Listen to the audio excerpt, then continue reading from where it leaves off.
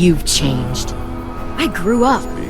I can see that. God, you are just like him. Lee would have been heartbroken knowing he taught you all the wrong things. That the sweet little girl he protected turned out like this. You're right, Lily. I am just like him. And if he saw me now, he'd be proud of who I am. I was just asking Clementine if she knows who the man on her radio is. It's okay, honey. You can tell us. Go ahead, Clem. It's okay. You're not in any trouble. It's just a friend. I don't think he wants to hurt us. You'll have to shoot me, honey. Lee, no.